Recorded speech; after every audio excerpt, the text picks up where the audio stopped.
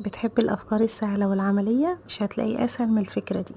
جيركن الصابون اللي موجود عندنا كلنا اللي هو الحجم الكبير، هنيجي من تحت اليد كده وهنعلم بالقلم وهنقطع بالقطر، بس الجزء اللي ورا ده هعمل فيه دوران كده بأي حاجة مدورة حتى لو غطا برطمان، وهنفرغه بالشكل ده بحيث ان يبقى جزء كده هنعلقه منه.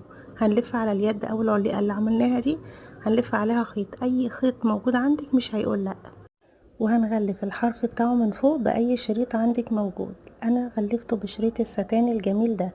حاولي بقى نسقي الألوان، يعني تشوفي هتحطيه فين وليقي كده الألوان مع المكان اللي هتحطيه فيه. حطيت له فيونكة بسيطة كده وبس. كده خلصنا الفكرة. في بقى أسهل ولا أبسط من كده؟ وبصوا النتيجة بجد روعة، ما يفرقش حاجة خالص عن المنظمات اللي بتتباع بمبالغ كبيرة.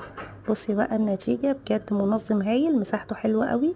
انا هحطه في الحمام لم معايا حوالي 4 أو 5 ازايز شاور. ولو الحاجات اللي عايزة تنظميها عددها اكبر ممكن تعملي 2 ويبقى طقم حلو قوي للحمام، ممكن كمان في اماكن تانية.